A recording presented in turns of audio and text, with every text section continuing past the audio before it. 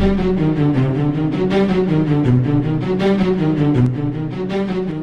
as I get to the beginning of this house, get this, oh crap feeling again. And then I start smelling this horrid smell. It's like wet dog and rotten flesh. I was terrified. And I turned and looked, and I saw this figure crouched down in the brush. It stood up, and this thing had shoulders on it that would make a linebacker scared. It chased me down that hill. As I made that turn, it grabbed the back of my shirt. You're listening to the Cryptid Creatures Show with Brian and Todd. If you're enjoying the show or would like to submit an encounter, visit our website at www.cryptidcreatures.net, or you can email us at info@cryptidcreatures.co. Now back to the show. Welcome back to the Cryptid Creature Show. This is Brian, and right over there with me as always is Todd. What's up, buddy? Hello, Brian. Hello, listeners. Brian, tonight's guest comes from West Virginia, as you know. West Virginia, a big Bigfoot hotspot. Yeah, it is a hotspot. And he had a very interesting encounter. I don't know what to say about it other than it's just really crazy. And it's going to be I'm really excited good. to hear it. So I can't wait. We don't want to hold these guys in suspense any longer. Let's just bring them on and see what happened. Right on. Let's get him. There he is. Yeah, can you hear me okay? Yeah. All right.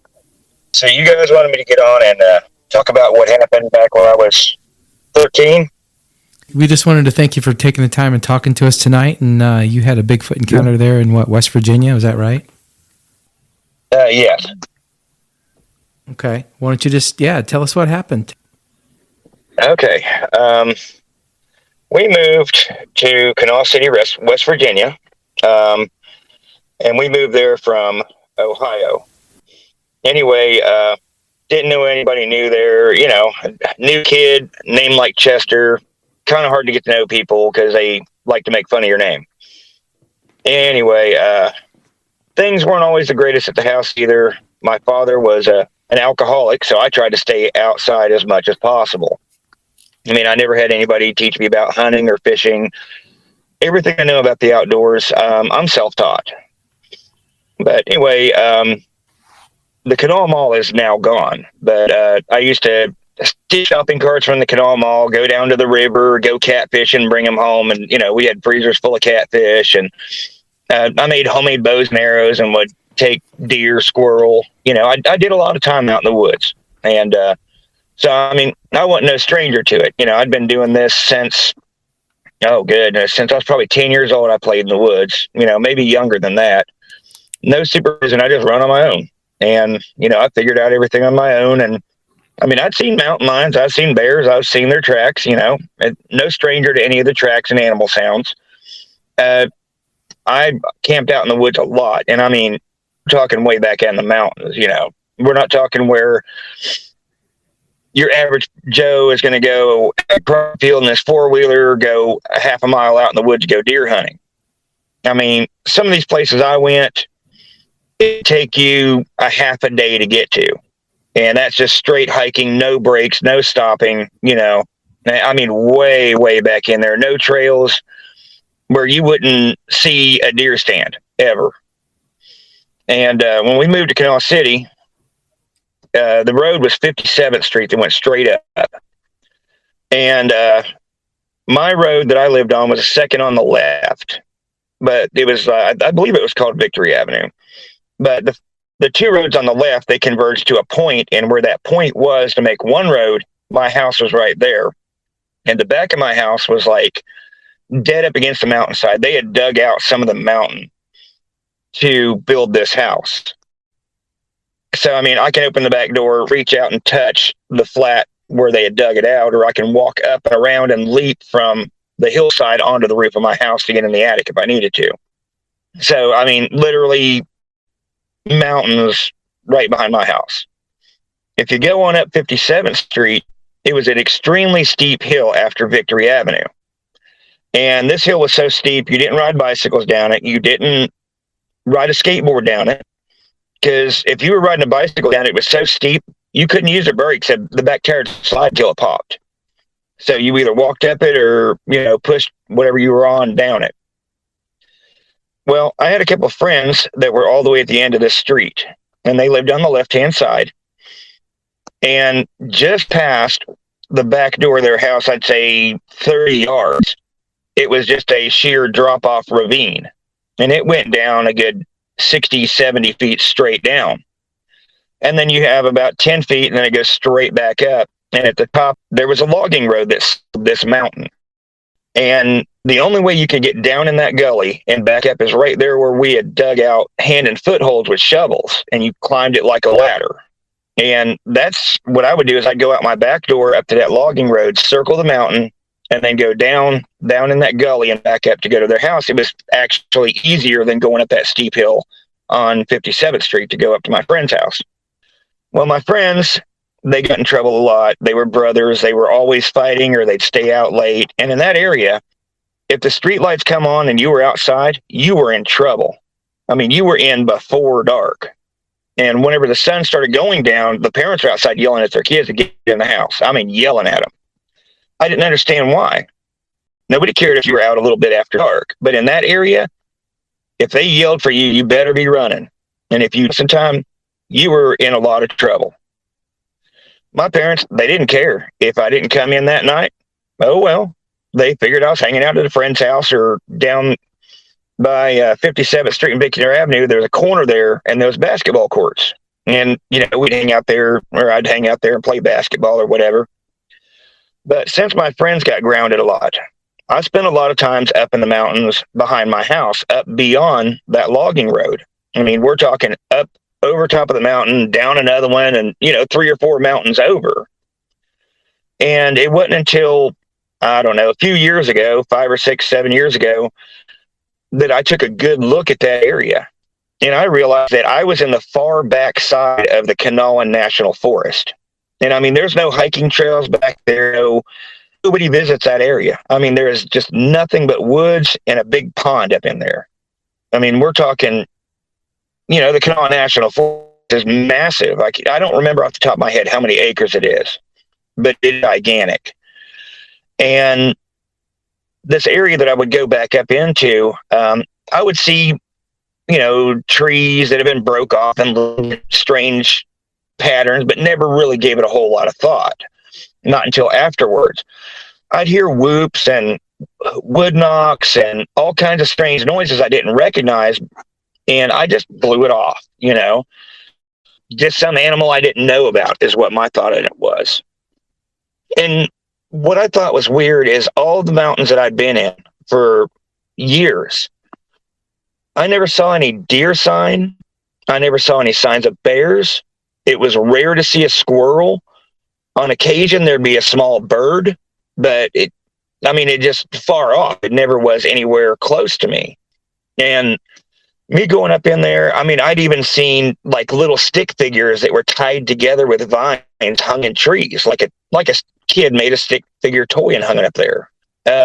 It was crazy. And I'd even seen trees that were 6, 7 feet in the air and 5 or 6 inches thick snapped off. And we're not talking like, well, when wind breaks a tree, it splinters.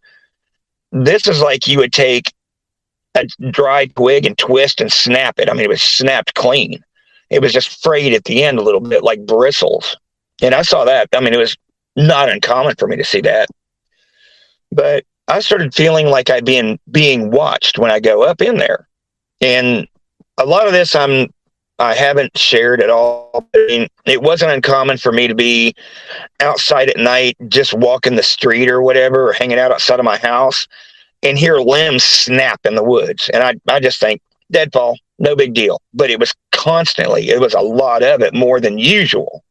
But then again, we're talking mountains and mountains of woods, and out my back door, walk a straight line, it's miles with nothing. No houses up there, nothing. Not even a shack, shed, nothing. And that's unusual, right? You walk in the woods, eventually you're going to find a barn or something, but there's nothing. The only road or anything or trail I hit up through there was just that old logging road that was approximately 300 yards out my back door up to that logging road. But I started feeling like I was being watched. And it kind of made me a little uneasy, but I was a stupid kid. I didn't think a whole lot about it. And I'd been going up through there and seeing these little stick figures. Thought it'd be funny to knock one down, out of the tree and break it. Dumb 13-year-old kid, right? Some of these structures I'd pushed over and, messed around. Well, I had this bright idea of hiking way back up in there and setting up a camp. It's like, man, there's this big pond back here, and I'll go up here and I'll fish it overnight and camp out in my little lean-to. And so what I did, I went up there and I set me up a lean-to and set me up a little camp. But I got an uneasy feeling while I was there, and I'm like, okay, I've got a lantern. I'm going to walk back home. I'll do it another day. So I went back to the house, and several days later, I'd say, okay, well, we'll go back up there. Whatever animal it is might have moved on through. Well, it didn't. I went up there and it had tore down my lead-to and it put its structures back up. I'm like, all right, you know what? You done made me mad. I took over this camp. This is my camp. And what I did was pretty stupid. I started setting on my list again, and I'm like, you know what? I'm going to make this thing mad. I thought it was funny to make this thing mad. So I went up to several of the trees and I took a leak on them, and I peed up as high as I could on those trees. Several of them. That wasn't a good idea. I got this uneasy feeling again, and I got out of there. I went home. Well, I waited 2-3 weeks, and I guarantee you there was no storms, no rain, no strong winds or nothing. I decided I'm going to go back up here and check out that area again. I just want to go up there and go fishing in that lake. So I hike back up there, and this mountaintop where I'd taken a leak on this structure and those trees, just imagine a giant with a gigantic sword and swing and sieve all the trees off 6 to 8 feet in the air. All of them, the whole mountaintop. Any tree that was 8 inches or lower diameter was just sliced clean off. That's what it looked like. I mean, they were shattered. And I was like, oh, no, something is mad. And my blood ran cold. I got chills. I'm getting chills and goosebumps right now talking about that. But, I mean, something was mad. And, I mean, it was at least an acre of trees. It was just sheared clean off like that on the top of a mountain. So, sorry, chills. That's all right. Take your time. I pulled out my knife and I slowly eased my way off that mountaintop, and I felt like something was following me. I had this poop feeling.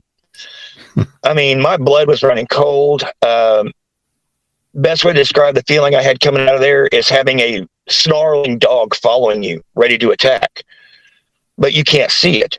But I could hear it, leaves quite a ways off, but I couldn't see it.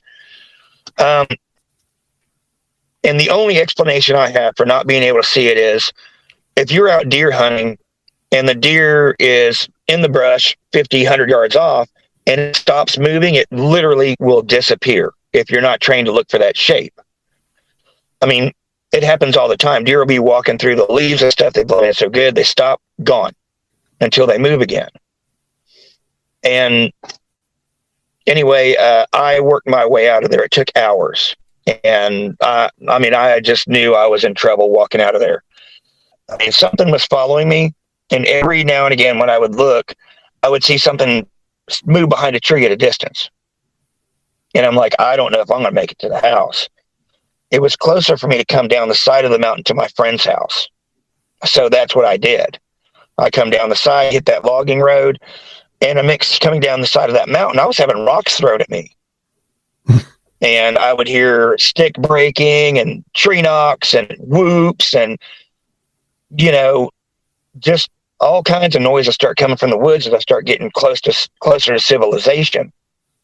Well, I climbed down that gully and back up the other side to my friend's house, and they had been grounded. Well, they were outside doing yard work, and I sat down at their picnic table, and my back was probably 15 feet from where that gully went down, where we had cleared it out, but everywhere else was so steep. loose rocks choked with briars and vine and brush. You couldn't get through there. I mean, if you did, me or you guys, I mean, we'd have to be up there with a machete and climbing ropes to get through there. It's not possible to cross it. Needless to say, I put it out of my mind what was going on. Not going back up there. Fine, it's over. They had to go in the house, and we had sat around and talked. Street lights came on. It got dark. Parents realized they weren't in the house. They got grounded. I was sent home, and it was about 9 o'clock at night. Street lights are on, and the street lights are on the opposite side of the road of the gully. I'm like, oh no, something was following me out of the woods, and now I'm going home in the dark. I'm in trouble. So I go to the road, and about 100 yards down from my friend's house towards my house is this red brick house. And it's abandoned, it's falling in, half the roof is gone. But on the back side of it, there's a wall that sticks out about 3 or 4 feet and just ends. And this wall is 8 foot. All around this house are grapevines and briars, because we sneak in there and what blackberries and stuff we can get to and what grapes, but you couldn't go back in there. It was real thick. So I approach this house, and as I get to the beginning of this house, get this, oh crap feeling again. And then I start smelling this horrid smell. It's like wet dog and rotten flesh and maybe a little bit of burn smell. It was horrible. And my heart like literally stopped in my chest. I mean, breathing was a task. I was terrified whenever I smelled it. And I'm like, okay, maybe whatever this is, I could tiptoe past it. So I move over into the shadows, which is closer to the house. The street light is illuminating the other side, and I figure if I'm in the shadows, I can sneak by it. So I start easing by this house, one tiptoe at a time, real slow. I'm looking around, trying to figure out why I have this feeling, again, of like a snarling dog getting ready to attack, and I don't know where it is. So I start sneaking by this house, and I get to the far end of that house, and I 1 or 2 steps past the corner of that house. The house is about 8 feet to my right. The wall is about 15 feet off the edge of the road to my right. And the moon happened to be almost full that night. It had a good backdrop. Well, I heard some noise in the brush over there, and I turned and looked. I turned completely and looked. And I saw this figure crouched down in the brush. It stood up. And this thing had shoulders on it that would make a linebacker scared. I mean, this thing was big. It was wide. Its shoulders were a good 4 feet wide. And it stood up, and its shoulder was just about even with the top of that 8-foot brick wall. It looked like it had no neck. Its head come up and had a slight cone shape to its head, but it wasn't really dome shaped. It was curved, like it had a ridge. Mm-hmm. I couldn't see its eyes because the moonlight was behind it, but I could see its silhouette. And this thing is just massive. I could see its waist, but I couldn't see its hands. Its waist was above the height of those brush, 4.5, 5 feet, but its hands were way below its waist. It was only 2 or 3 seconds I stood there looking at this thing, didn't know what to do. And then it did this screaming roar. And the roar lasted for 2 or 3 seconds, but it felt like it hit me. So I remember when it hit me, I took a step back, but I felt it in my bones. The force of the scream was just unbelievable. You could stand in front of a train horn and they blast a train horn. That's not that strong. This thing was a screaming roar. And when the scream stopped, I was gone. I was gone down that hill running as fast as I possibly could. And again, to remind you, this hill is too steep to ride a bicycle down. I don't know how I managed it, but I ran down this hill. And I heard it crash through those brush. And I heard a smack, and I assume, in hindsight, it may have tripped, slapped its hand on the road, pulled itself up, and came after me. It chased me down that hill, and when I hit the curve to my road, I leaned into that curve like a motorcycle rider. I mean, I leaned into it, and I kept going. As I made that turn, it grabbed the back of my shirt, and the back of my shirt was ripped off. I didn't know it at the time, but I got light fingernail scratches down my back, 4 of them that were really, really widely spaced. I ran up there, and I snatched open that front door, slammed it shut, locked it, and I dove under my bed. Now, on this house that we lived in, there was 2 bedrooms. That was it. One for my sister and one for my mom and dad. My room was a sun porch. It had 3-foot wall and then glass from there to the ceiling, 3 walls. They hung up heavy drapes so I could have privacy. And then like on each side of the front door was a drape, like a hallway. But that was my room. Anyway, my dad come running in there, and he grabbed me by the ankle and yanked me out and under that bed. And I'm screaming and swinging, and I'm full panic mode. This part, me being in full panic mode and my dad slapping my face, I learned later from my sister and my mom. I didn't remember it. But he picked me up, slapped my face, and he threw me into a chair and started shaking me. And he's like, "What the H is wrong with you?" And I finally come through, and all I could say was something chased me, and it almost got me. And they're like, "What is it?" I'm like, I have no idea what it is. I don't know. It chased me to the house. And my dad turned around, and there was a shadow, because there was a street light out in front of our house. A shadow went by the side window of the house. It just blocked out the whole window, and the window was back. He walked over to the window. He put the curtain back slowly, and he turned around and he goes, "Boy, what the heck did you bring out of those mountains to us?" And he was white as a sheet when he said it. And I responded, "I have no idea what it is. I don't know. It chased me. It tried to get me." And he started turning off lights, and he's like, "Everybody be quiet and go to bed." And that's what we did. Everybody shut up. We went to bed. I remember laying there for a while trying to go to sleep. And then I don't know if I had adrenaline crash or I fainted or what, but it was well after midnight. I started hearing tappings at my windows and something rubbing my windows and a sniffing sound, like, a dog sniffing a scent. And it's going all around my room sniffing, and it's real strong. I mean, not like a deer blow, but it's sniffing, but it's really, really powerful. I mean, you got a set of lungs like a bellows to make that sound. And it's going around my room, and I'm watching this big shadow raise up and lower and raise up and lower. It's a big shadowed silhouette going around my room. I grabbed my blankets, crawled underneath my bed, and curled up in a ball until morning. It went on for several weeks. Almost every night, this thing's outside my bedroom windows. And I did not go back in the mountains at all after that night, not in that area.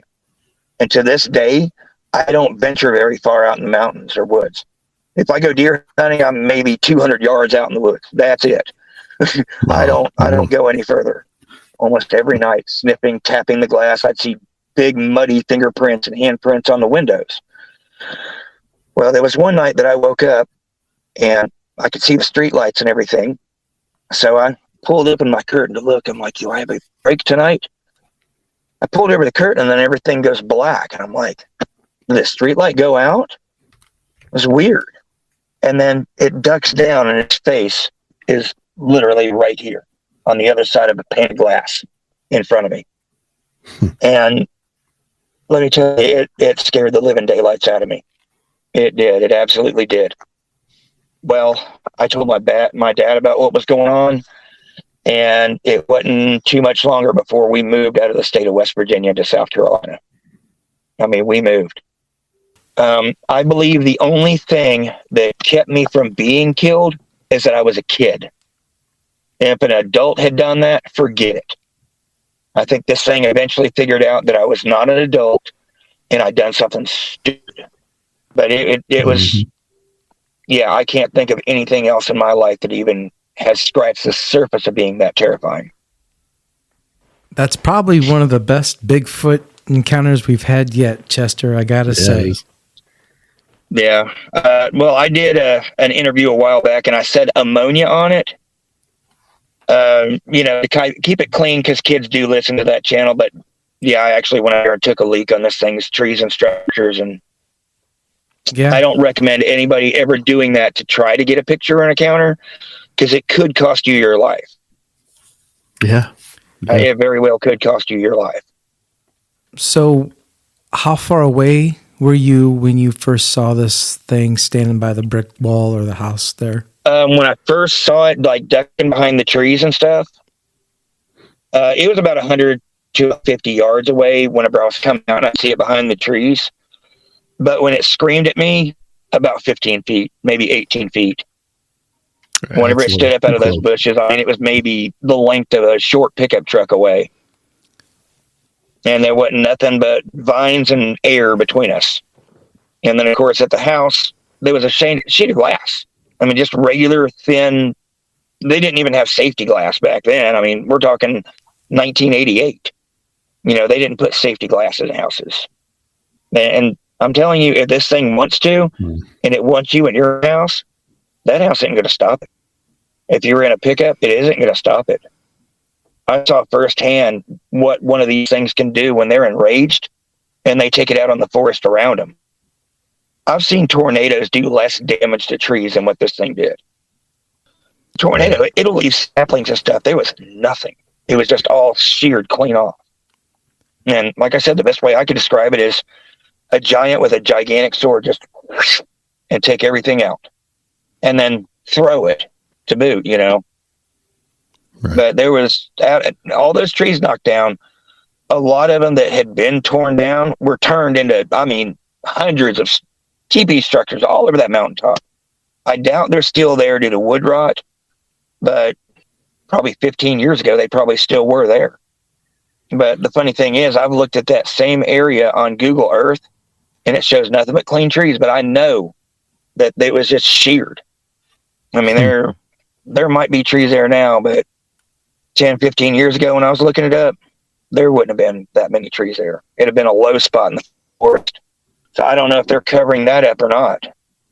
But I will tell you that for many, many years after that, I wouldn't go in the woods alone. I wouldn't go in there very far. I'd go fishing alone, but I would never go hunting or trapping alone for a long time after that. I don't blame you. A lot of the artist renditions of the way this thing looks in the face, a lot of them are pretty accurate. I mean, they've got bald patches on their face like we do when we grow a beard. But, this thing didn't have a long, beard like I do. I mean, it was shorter, but it had, the brow was sticking out a little bit more. It had a higher forehead, and the head was, oh my gosh. If you watch the movie Princess Bride, whenever Andre the Giant stars in this, and he gets into a wrestling match with this guy, Wesley, and he jumps on him to choke him out from behind. Andre the Giant's head is like 5 times bigger than this guy's head, and that's what this thing was like. Its head was huge. Its head was 3 or 4 times bigger than mine. Wow. These things are they have massive proportions. You're going up in their area. They know that area. I mean, they live there. This is where they hunt. They know every tree. They know every stick. They know every burrow. They know where every edible plant is up there. That's their home. They live up there every day.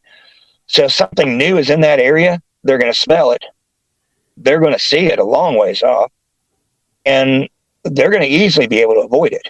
I mean, you're a hunter. You walk and you take one step. You wait 2 or 3 seconds. You take another step. A lot of people, when they walk in the woods, they just make all kinds of noise. I've hunted with other people, and they sound like a pair of squirrels fighting with broadswords coming through the woods. I mean, they make a lot of noise. But I can tell you that anytime this thing was around me and walking, I barely heard it. And a deer just traveling through the woods, I'll take a few steps and stop and listen and look. And I believe that's the way these things do too. If you put something new in their area, they're going to spot it. I mean, they're a hunter. They hunt prey, they hunt food, and they're always looking at the minute details of, hey, is that edible? Hey, is that edible? And I believe that's how they are so good at spotting trail cams. I mean, if you're walking around, you're looking for mushrooms, you're looking for any different thing on a tree, and you can spot a trail cam a long way off. I don't care how good somebody camouflages. I can walk through the woods looking for mushrooms and find them. And then I've also got thoughts about how people take pictures. If you try to take a picture of a deer off in the distance through brush in the woods, it's going to be blurry because your phone or camera is going to focus on closer stuff. If this deer is walking and not in an opening, even more difficult. You're just going to get a brown blur. People get great pictures of deer because they're standing in the field. They're standing there looking at them at 30, 40 yards. They're not 50, 60 yards off walking with obstructions where the camera is going to focus on the clearer image instead of the further away image. The only way you're going to get a good picture of this is if it stops right there in an opening and you have a good camera and a couple of seconds to get ready and your pulse is not racing 900 miles an hour. I mean, if you're scared, your hands are shaking and something like this appears on you, you're not going to be prepared to take a picture. Right. And back on whenever I was 13 years old, my mom had an Instamatic camera. You flip it up, Polaroid Instamatic, click, prints a picture out, shake it a little bit. There's your picture. I never dreamed or even thought about taking a picture of this thing. I was afraid I'd trigger an attack. And up there in that area that I lived, if that thing come in your house and smashed your door down, nobody's coming outside. I mean, the people in that area knew what was going on and what was in that area. The kids were never allowed to play in the woods. I was the only one that did it. I mean, I had a guy up there, had long gray hair, real old guy. He always sat on his porch with a double barrel shotgun, smoking his pipe. And they said he was an Indian. I mean, he had leather face. And I actually had the guy stop and tell me, hey, boy, you need to stay out of those woods. There's things out there you do not understand. And I'm like, what do you mean? He just got up and walked in the house. They won't talk about it up in there. I mean, after it happened, I'd ask my friends if they knew anything about it. And they're like, we can't talk about it. And they would not talk about it up there. So everybody up in that holler in that area knew of it or had seen it. I mean, everybody up through there, sun starts going down, you're in the house. That was it. Chester, when you saw that thing through the glass, did it look more gorilla or ape-like or more human-like, or how would you describe it? It was the best way I could describe it is kind of Neanderthal man versus gorilla. Yeah, you know what I mean? You've seen the depictions of Neanderthal right. man with the brow and stuff, but its nose was kind of gorilla-like, and its mouth was kind of a cross in between because it had human-like teeth, but it also had canines. If that makes any sense. I mean, all its other teeth were straight, and then it had upper and lower canines. Mm-hmm. Yeah, we've heard that leads before. me to believe, thinking back on it, it's omnivorous, just like most chimpanzees are omnivore. I mean, they'll eat meat or, foliage. Mm-hmm. Looking at its eyes were almost completely black, but I believe it's because I had a light on behind me when I opened the curtain. So, your eyes get big to absorb more light. And I mean, its eyes were pretty big, and its irises, almost took up the whole eye like a cat, which leads me to believe they're more nocturnal than anything else. I mean, around here where I live now, I've had them throw pebbles on the roof at night, nothing major. I can set out apples in my yard and the next morning they're gone. And I've actually had little presents of rocks set on my porch, little red semi-transparent rocks on the porch. It's, nothing like the creek rock I have here, which is all busted flint and sandstone. I've had stuff like that, but after what happened to me back then, I'm like, y'all go your way, I'll go my way. We're good with that, and of course, me going hunting now, I'm real conscientious about where I use the restroom. Because, you never know. Some of these missing 411 cases, people hiking the trail, they're shy, they walk 200 yards off the trail to take a leak and wind up disappearing because of it. Yeah, there's a lot of cases where people just walk up the trail to use the bathroom and they never show up. No sign of them. Yeah, it's so weird. You know, it's theories. Hunters have been screamed at while they're in their deer stand. All the hunters I know, if they have to use the bathroom, they're in the tree stand. They just, no big deal. The smell can actually attract a deer. But them being screamed at by a Bigfoot or woods ape or whatever, it could be triggered to that smell. So, yeah, I tell everybody that's to me about going up there and investigating, looking for these things. I always tell them, be careful where you use the bathroom, because that's what triggered it put up with me messing with its structures and all that. It put up with me, but when I did what I did, game so over. You marked your territory. Yeah, I marked their territory as my own.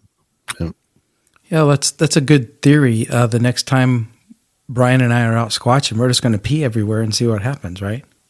No. I would set up trail cams. We want to see one, and do that and be way out of the area and make sure they're the trail cams that send the picture to you. Yeah. Because I don't know if your trail cams would survive it. I don't think we want to. You know what I mean? I mean, it might cost you a couple trail cams, but you want to go to an area that has them. And this area where I live, like I said, I'd hike miles and miles back up in there. I'd come back up in the morning and there'd be these giant footprints in the grass in my yard from the dew. And I followed their trail up through the leaves many times. I could see kicked over leaves. And by following a trail is how I found that area that had that big pond. That it led me back to that pond. But, we're talking months, once or twice a week, me going up there, taking literally the same path and back down and messing around. And this thing was following me back home, and I would follow it home. It's kind of a little game. It turned into not so much of a game. Mm-hmm. But I think me going up in there a lot had made it curious, because it had been around my house before it came to chase me home. It had been around the house several times. 50 or 60 times it walked around the house, but I never heard it. I'd always see signs in the morning, giant 16, 18-inch long footprints that are probably 8 inches wide, 9 inches wide. They're huge, 5 toes. I'd see it in the mud going up the hillside behind the house. You could see where its toes dug in, and then it turned into leaves, and the leaves would be kicked up. And I'd follow it up. It'd follow me back. And it went on for over a summer, but it never did visit when there was snow on the ground. If there was snow on the ground, which would be really good tracks, I never saw its tracks in the snow. I don't know if it had a cave it held up in or what in that area. The one that I have here, I believe, migrates. It's only here a week before deer season starts, and then about a week or two after. And that's it. There's no other signs of it all year round. And why do I think I have one here? Because I put out 50-pound salt and mineral blocks up behind my house. I have cameras facing forward on the house. But I put salt and mineral blocks up for the deer. 50-pound block, go up there 2 days later, and it's gone. Now, you could pick up that block and walk 400 yards up a steep hill and then hit a logging road and then walk 2 miles on that logging road. But who's going to do that for a 7-pound salt block or $7 salt block? Nobody's going to steal that. That's stupid. Yeah. But something is taking them. It wouldn't be a bear either. Bear couldn't carry that in its mouth. No, a bear will roll them. I've already looked into that. A bear will roll a salt block, but it can't physically pick one up. It can't get its mouth around a whole salt block. No, it's not no bear. Something picked it up and carried it off. But it's funny because my pure salt blocks that I get at Tractor Supply, it don't take those, but the brown salt and mineral blocks for horses, it takes those. For the minerals, I'm sure. Yeah. So that might be another way to get one to come around. Interesting. Maybe you'll have to remember or get one in a position to take a picture. But if you guys, believe me, don't use urine if you're going to be anywhere in the area. Gotcha. And you want cameras that will send you pictures. That way you know if something is visited and tore stuff up before you go to retrieve your cameras. Yeah, just play it safe. Yeah. Yeah, for sure. I got to ask, what happened? Did you ever get the shirt back or no?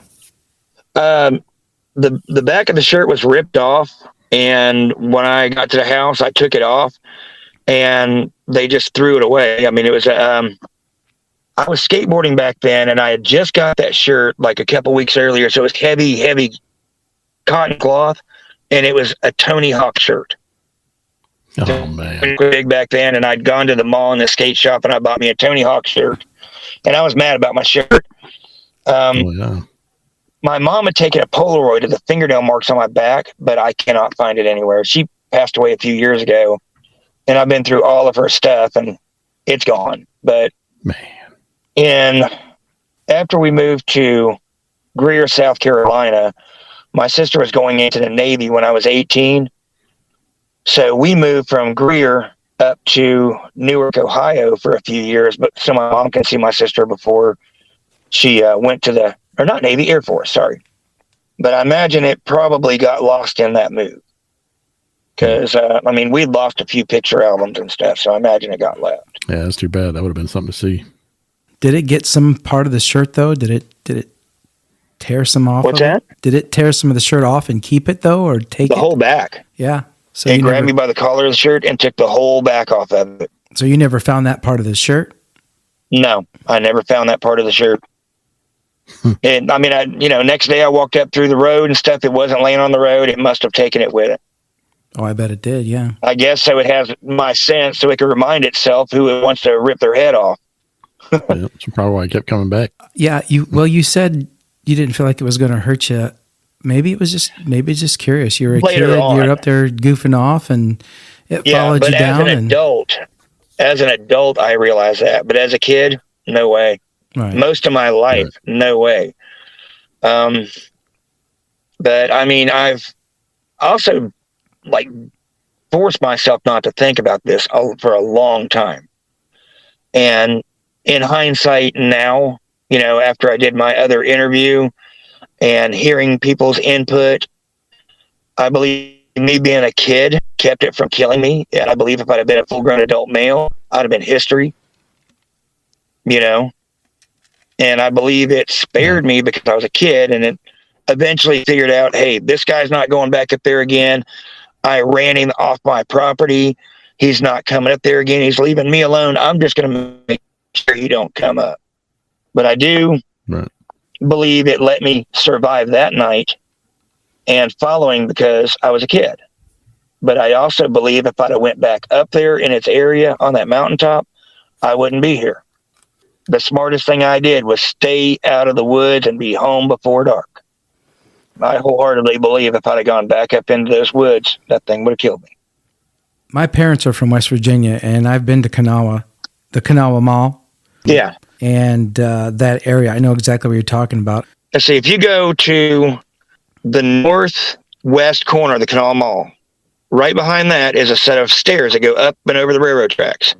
Once you cross the railroad tracks, you're looking at 57th Street. If you go to the very point of the mountain there's a trail. You follow that trail up the ridge all the way to the top of the mountain. There is a gigantic rock up there we always call the Devil's Tea Table. It is two triangular dragon heads. One's looking down the mountain, one's looking up with a space in between the heads. They're triangular dragon heads. And back in the day, it actually looked like it had a slot on the side of its head for the eyes. And it's a natural rock formation. So if anybody thinks, I don't know that area, and I'm BSing, anybody in that area can tell you where the Devil's Tea Table is. And that trail, if you follow it, it goes all the way up the mountain. It goes on for miles. It circles the ridge of the mountain. And then it goes down in the valley, comes back over. And if you stay on the right line, you're going to hit that old logging road that I used to travel. There's a lot of land up there, like you said, that, it's really dense in West Virginia. Oh, yeah. People do live at the base of mountains. And like you were saying earlier, I mean, they find as soon as that mountain comes down and plateaus out right at the base, people will put a house there. And you can literally open your door and walk 50 yards or less, and you're going up the mountain. Right. And, if you'd have walked out the back door of this house 15 feet, you're in the trees. But that's after you climb up to get to it. Really dense up through there. all the mines in West Virginia, you take all those and all the caverns and caves. I mean, it's a perfect spot. Yeah. Oh, yeah. Well, when I was a kid, I used to play in the coal mines on the weekends and then get caught, get in trouble. But that was in Logan, West Virginia, before we moved to Kanawha City. That's where all the coal mines and stuff were, in Logan, Taplin, Maine, West Virginia. And then we had moved to Rand and was in Rand for about a year. And then we moved from Rand, West Virginia, we moved to Kanawha City up there where I had all this going on. But yeah, I mean, there's a lot of caves and mines and abandoned mines and stuff like that up there. It's, it's Cave Central. Well, that road I told you takes you to Devil's Tea Table. You go past it, or not road, trail. You go past it, and there's a big bald rock there, and the trail splits. If you take the left split, it takes you to a giant cave. I mean, it's a shallow cave, but it is a huge cave. And just all along that ridge, if you keep going that way, there's nothing but caves up through there. Some are shallow, some are deep. I mean, we're talking West Virginia. Bears live in those caves and hibernate. That place is littered with them. And as powerful as these things are, they could dig their own cave if they wanted to. They probably do. Are you getting out and hunting these days now, or getting out in the woods at all now? Yeah. Yes, I am. Deer season wasn't all that great here. I bow hunt, traditional archery or compound bow. I bow hunt. But I had so much going on, I didn't have a lot of time to get out and deer hunt. So I probably went out maybe 24 times this season. But last season I got 3 deer. And of course I go out turkey hunting in the spring and fall, and I go fishing a lot. I take my kayak out, my camping gear, and I'll camp along the creek bank and go catfishing overnight, things like that. But as far as deer hunting, I don't go very far in the woods anymore. Turkey hunting, you're always hunting a field. That's different. Right. Yeah, it's wide open. But I put out my salt and mineral blocks, and then before deer season, I take them out, and then I don't have to go very far to deer hunt. I can still enjoy hunting and still have a good chance. Going back in the mountains like I did when I was a kid, there's no way. Trail in a 4-wheeler, I wouldn't do it. Yeah, like I said, West Virginia's definitely got a lot of wooded area. If you're not familiar with it and you don't know, it's really hard to understand how thick and dense those mountains can be. And you're right, there's a lot of caves and cavern systems in there. Anything could be living in there, I mean, I'm living in Tennessee now, and Tennessee is the cave capital of the United States. Yeah, there's a lot there too. Yeah. And I mean, Tennessee's littered with caves, and there's hundreds of caves that have not been discovered. I mean, I've got halfway up the mountain behind my house, I've got a sinkhole, and 5 streams of water. When it's storming, it can storm for a week, and tens of thousands of gallons of water go in this hole, and it doesn't come out anywhere.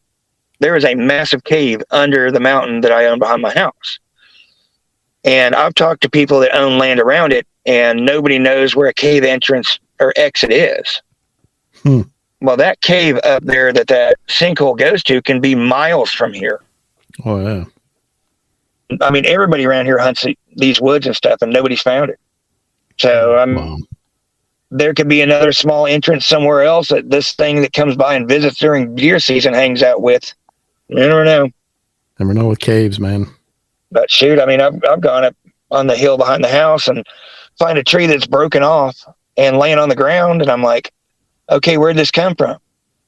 It'd be like a white oak, and all there is around this white oak is cedars, and it's like the top of a tree has been broken off because there's no root system, but this tree is just laying randomly in the middle of these cedar trees, and there's no tree like it around the area. And maybe 100 yards away. But how'd that tree get there? The wind didn't blow it through all those trees because it's like 2,000 pounds. This tree's there. I mean, if it was daylight, I could walk up there on the live stream right now and show you 3 of them that are just randomly laying there and no tree like it in the area. Yeah, you'll have to get us some pictures and send them to us. Yeah, good. I'd like to see that. Yeah, sure. You've got my email. Yep. Email me a link because I've got a guy next month that he says he's got one in a city near me. And he said, I'll take you up there and show you that area. He said, but I'm not staying. And I said, well, I'll tell you what. You take me up there and show me that area. I'm going to set up a backdrop of a tarp, hang my backpack there, put me a trail cam underneath it, and I'll have my FLIR camera with me. And set up a lantern in front and see if we can get this thing to walk up behind me. Walks up behind me, I get him on trail camera, I'll share them with you. Yeah, we'd love to see And that. of course, I'm going to be carrying a couple of long-range hole punchers with me. Yeah. I would hope so. Yeah. I don't blame you. I mean, I'm not going to be intending to cause injury, but I would be intending to loud noise scare off. Right. Well, Chester, we appreciate you talking to us tonight and telling us your encounter. That was amazing. Yeah, we do. That was awesome. Thank you. All right. Thank you very much. All right. Can you imagine the fear No. of seeing a Bigfoot, let alone getting chased by Let a alone Bigfoot, being chased by one? and it grabbing you and almost snatching you up? Yeah. No, that's... Mm-mm. And this thing went back and was, you remember he's talking about how it would, like, at nighttime come around his windows, Yeah, still sniffing around. It probably had his shirt, knew his scent, and was tracking him. So crazy, these things. What is with that? It's so weird. Oh, it's wild. And you wonder if he was really going to hurt him. What would we done if he would have caught him, Well, I mean, he did some pretty stupid stuff Yeah, he did. to provoke it. So Yeah. He knew he did too. He admitted to it. yeah, But he knew he did. Yep. crazy stuff. So I guess if you know there's Bigfoot in your area and you really want to have contact, there you go. Just Pissing its territory, and they'll come find you. Anyway, another good episode. Listeners, thanks for listening. We appreciate it so much. As Yeah, man. always. Always fun. We love y'all. If you want to get a hold of us, you know how to do it. info@cryptidcreatures.co. Check out our Or website. www.cryptidcreatures.net. We hope to hear from you guys. Brian, thanks for being with me again, man. Man, always fun. All right. We'll get out of here until next time. Yep. See ya.